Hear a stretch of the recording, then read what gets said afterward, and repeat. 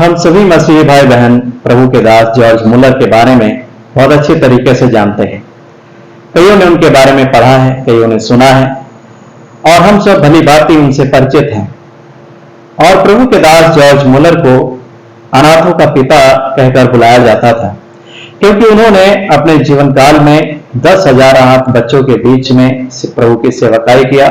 उन अनाथ बच्चों को खाना खिलाया, उनका पालन पोषण किया, उनकी स्कूली पढ़ाई के साथ साथ परमेश्वर के वचन की उन्होंने गहराई से शिक्षा दिया और अपने जीवन से उन्होंने उन बच्चों के सामने मसीह के जीवन का सा नमूना रखा। हालेलुया। और हम प्रभु के दास जॉर्ज मुलर की किताब में जब हम पढ़ते हैं तब हम पाते हैं कि परमेश्वर के दास ने जब प्रभु के सामने एक विश्वास की सेवकाई को किया, परमेश्वर पर पूर्ण रूप से भरोसा किया, तो परमेश्वर ने अपने दास जॉर्ज मुलर को निराश होने नहीं दिया, परंतु उनके द्वारा बड़े बड़े आश्चर्य कर्म कर दिखाए। हालेलुया। और प्रभु के दास के बारे में जब हम पढ़ते हैं उनकी किताब में, उनकी जीवनी में, तो हम पाते हैं कि प्रभु के दास जॉर्ज मुलर रात रात भर बैठकर परमेश्वर के सामने घुटने टेक कर प्रार्थना किया करते थे और हर बात के लिए परमेश्वर को पुकारते थे।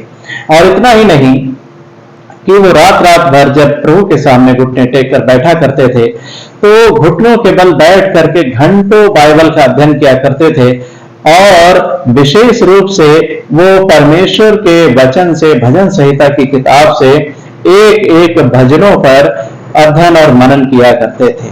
हालेलुया। आज हम लोग भी परमेश्वर के वचन से, भजन संहिता की किताब से, उसके एक अध्याय से हम लोग कुछ सीखने वाले हैं, जो परमेश्वर हमसे कुछ बातचीत करना चाहते हैं। हालेलुया। जब हम परमेश्वर के वचन, भजन संहिता की किताब, उसका एक अध्याय और उसका पहला पद पढ़ते हैं तो यहाँ पर जो लिखा हुआ है, लिखा है, क्या ही धन्य है वह मनुष्य जो दुष्टों की युक्ति पर नहीं चलता और ना पापियों के मार्ग में खड़ा होता और ना ठट्ठा करने वालों की मंडली में बैठता है। हालेलुया। परमेश्वर का वचन कहता है कि परमेश्वर की नजरों में, परमेश्वर की दृष्टि में, परमेश्वर के सामने धन्य कौन है, कौन उसके योग्य है? जो दुष्टों की युक्ति पर नहीं चलता। हम लोग दुष्टों के बारे में अच्छी तरीके से जानते हैं। हर एक गलत काम करने वाला आदमी, जानबूझकर लोगों को तंग करने वाला आदमी, परेशान करने वाला, जिसकी मनोदशा दूषित हो चुकी हो, जो भ्रष्ट हो चुका हो, वो दुष्ट है। और उसकी युक्तियों पर, उसकी सलाह पर, उसकी किसी भी बात पर हमें चलने की या उसी की बात को मानने की आवश्यकता नहीं है। हमें ऐसे व्यक्तियों से अपने आप को दूर रखने की जरूरत है। परमेश्वर का वचन हमसे ऐसा कहता है। हालेलुया। दूर रहने का मतलब ये नहीं कि आप उससे नफरत करो, आप उसके लिए प्रार्थना कर सकते हो और मौका मिले तो आप उसको प्रभु के वचन को बता सकते हो, गवाही दे सकते हो। हालेलुया। लेकिन उसके जाल में फंसकर उसके पापों में सहभागी होने के लिए हमें बिल्कुल जरूरत नहीं है। परमेश्वर का वचन हमें बिल्कुल मना करता है कि ऐसों के पास भी जाने से 10 बार सोचना। हालेलुया। और दूसरी बात है, और ना पापियों के मार्ग में खड़ा होता। परमेश्वर की नजरों में धन्य कौन है? जो ना दुष्टों की युक्ति पर चलता, ना पापियों के मार्ग में खड़ा होता और ना ठट्ठा करने वालों की मंडली में बैठता है। ये तीन बातें जब हम परमेश्वर के वचन, भजन संहिता उसका पहला अध्याय, उसके पहले पद को पढ़ते हैं तो यहाँ पर लिखा है कि परमेश्वर के नजरों में, परमेश्वर के सामने धन्य कौन है? जो इन तीन प्रकार के व्यक्तियों से या कहें पापों से अलग रहता है। हालेलुया। हालेलुया। ये परमेश्वर की नजरों में वही धन्य पुरुष या भाई बहन हो सकते हैं, धन्य महिला, धन्य पुरुष वही हो सकते हैं जो परमेश्वर के भय में चलते हैं, परमेश्वर की आज्ञाओं को मानते हैं और इन तीन प्रकार के व्यक्तियों या पापों से अलग रहते हैं। मेरे प्रियो, हमें हर एक प्रकार के पापों से अलग रहने की जरूरत है। लेकिन हम लोग यहाँ पर बात कर रहे हैं भजन संहिता एक अध्याय उसके पहले पद से कि हम सीख रहे हैं कि परमेश्वर की नजरों में धन्य पुरुष, धन्य महिला कौन है? वो जो परमेश्वर के इस वचन के अनुसार करेगा। हालेलुया। और जब हम दूसरे पद को पढ़ते हैं भजन संहिता उसके एक अध्याय उसके दूसरे पद को यहाँ पर लिखा, परंतु वह तो यहोवा की व्यवस्था से प्रसन्न रहता है। कौन?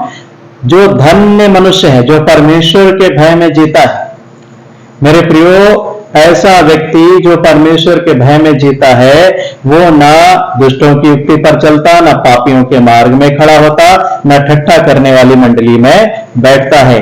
और ये जो बात है ठट्ठा करने वाली मंडली, ये कौन सी है? ये दूसरों की खिल्ली उड़ाना, हंसी ठिठोली करना। मेरे प्रियो, ऐसे लोगों से हमें थोड़ा बचकर रहने की आवश्यकता है, ऐसे माहौल से हमें बचकर रहने की आवश्यकता है, क्योंकि परमेश्वर का वचन हमें इन सब हंसी ठिठोली करने की या ठट्ठेबाजी या खिल्ली उड़ाने की इजाजत नहीं देता है। मेरे कहने का मतलब ये नहीं है कि आप हंसना छोड़ दें, आप मुस्कुराना छोड़ दें, क्योंकि ये तो परमेश्वर का एक दिया हुआ मनुष्य को वरदान है कि वहां से खुशी मनाए।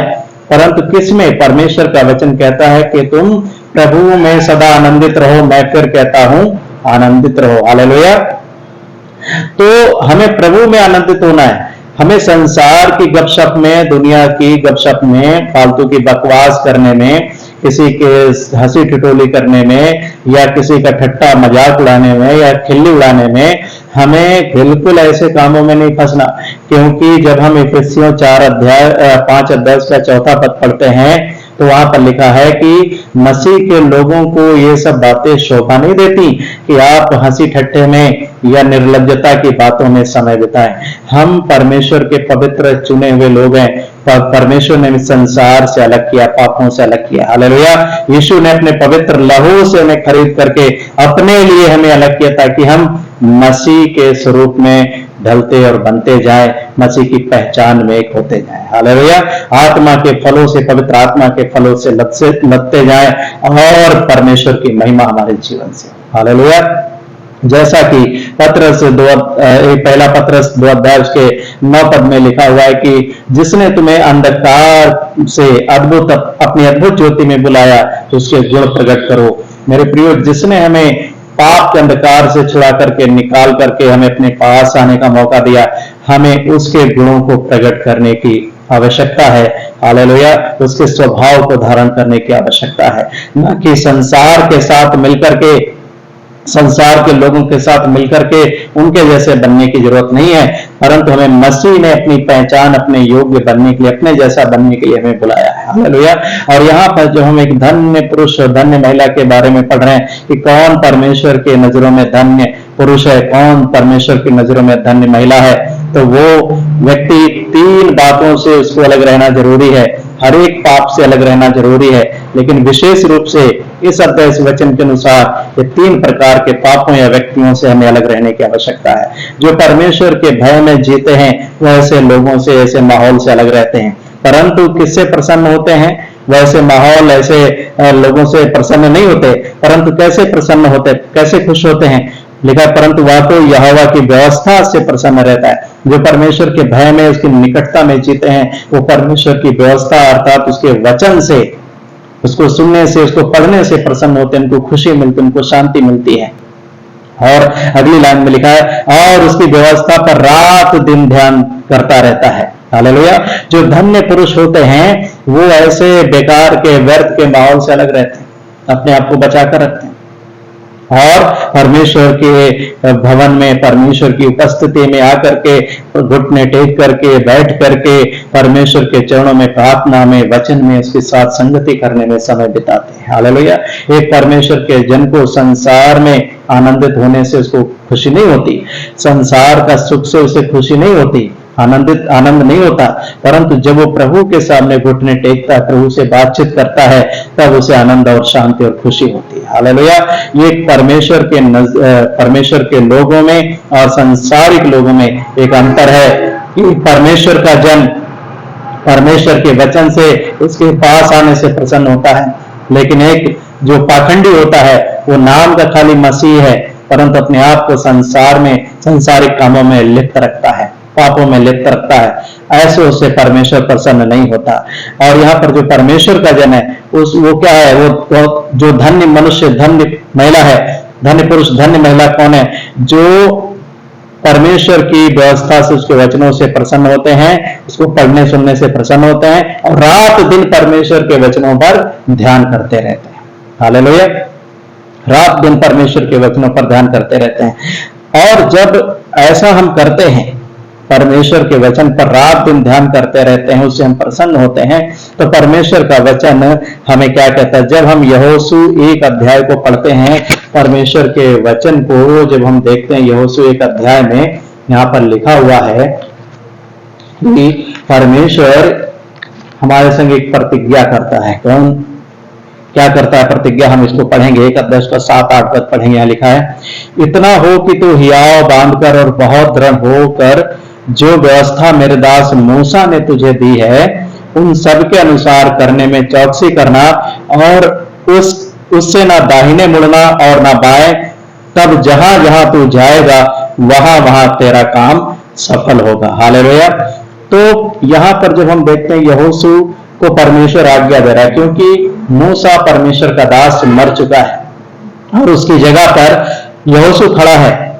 परमेश्वर ने यहोशू को खड़ा किया, मूसा को आज्ञा दिया कि यहोशू पर अपने हाथ रखे, और परमेश्वर ने वो आत्मा जो मूसा के अंदर थी उसमें से लेकर के यहोशू के अंदर समवा दिया, और यहोशू मूसा के स्थान पर परमेश्वर का दास के रूप में खड़ा हुआ।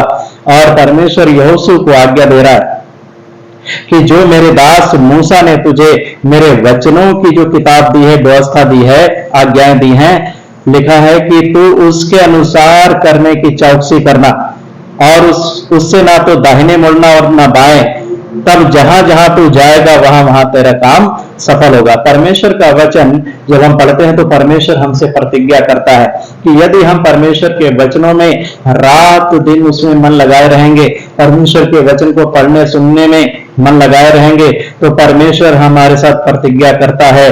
परमेश्वर कहता है कि जब तुम रात दिन उसी में ध्यान लगाए रहोगे, उससे ना तो दाहिने मुड़ोगे ना बाएं मुड़ोगे, तब तुम्हारे काम सफल होंगे। तुम कहीं भी जाओ, परमेश्वर तुम्हें सफलता देगा। हालेलुया।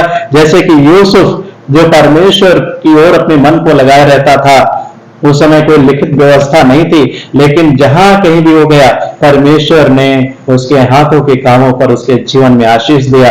जब वो पोतीफर के घर में गया, बेच दिया गया, गुलाम बनकर काम करने लगा, परमेश्वर ने पोतीफर के घर में आशीष दिया। जब वो राजा फिरौन के सामने प्रधानमंत्री बनकर मिस्र देश का खड़ा हुआ, परमेश्वर ने मिस्र देश में आशीष देना शुरू कर दिया, फिरौन के घराने में आशीष देना शुरू कर दिया। हालेलुया।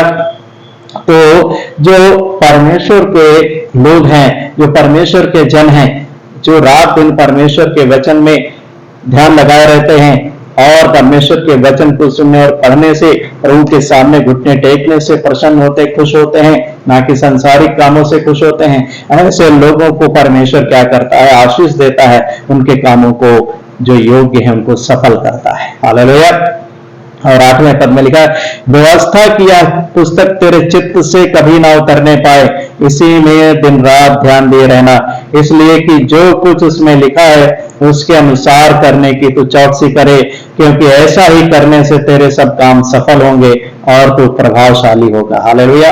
परमेश्वर कहता है कि तेरे सिर्फ काम ही सफल नहीं होंगे, परंतु मेरी आज्ञा मानने के कारण, मेरे वचन पर मन लगाने के कारण, रात दिन उसमें ध्यान देने के कारण तो प्रभावशाली भी होगा और सफल भी होगा। हालेलुया। ये परमेश्वर की प्रतिज्ञा है। मेरे प्रियो, जो धन्य पुरुष और महिला हैं, वो संसार में घुल मिलकर प्रसन्न नहीं होते, वो दुष्टों की युक्ति पर चलने से प्रसन्न नहीं होते, वो पापियों के मार्ग में खड़े होने से प्रसन्न नहीं होते, वो ठट्ठा करने वाली मंडली में बैठ करके गपशप मार करके हंसी ठिठोली करके खुश नहीं होते, परंतु वो परमेश्वर की व्यवस्था, उसके वचन को मानने से, उसकी आज्ञा को मानने से खुश होते हैं, प्रसन्न होते हैं, और रात दिन परमेश्वर के वचन में ध्यान लगाए रहते हैं। हालेलुया।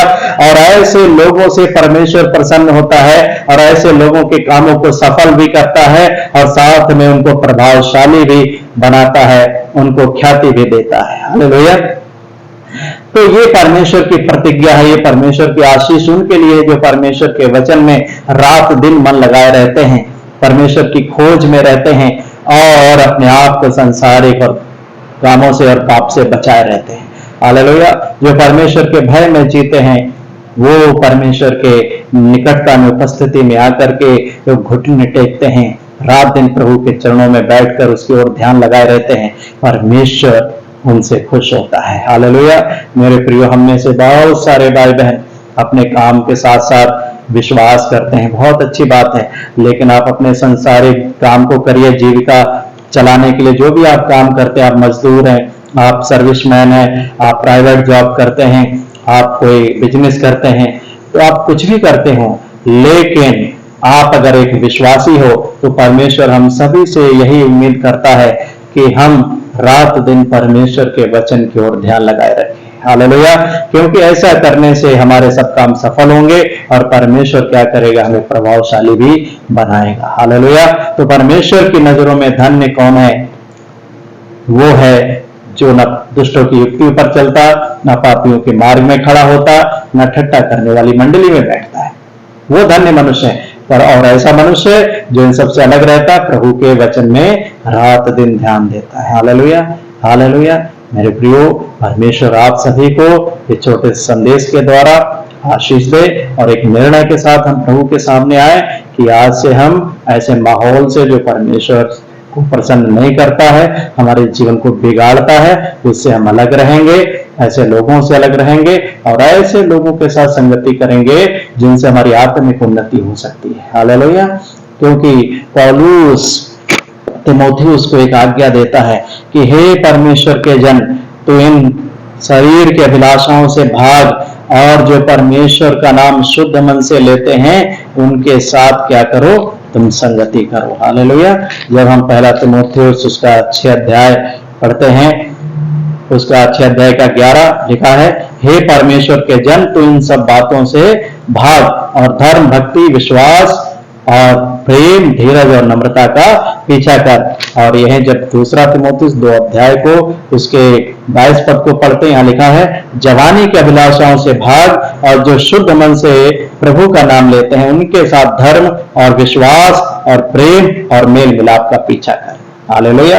यदि हम परमेश्वर के धन्य लोग बनना चाहते हैं तो हमें हर एक ऐसे माहौल से अलग रहना पड़ेगा जो हमारे जीवन को दूषित करता है, हमारी भाषा को, हमारे जीवन के किसी भी प्रकार से प्रभाव डालता है जीवन में। ऐसे माहौल से, ऐसे लोगों से दूर रहना है।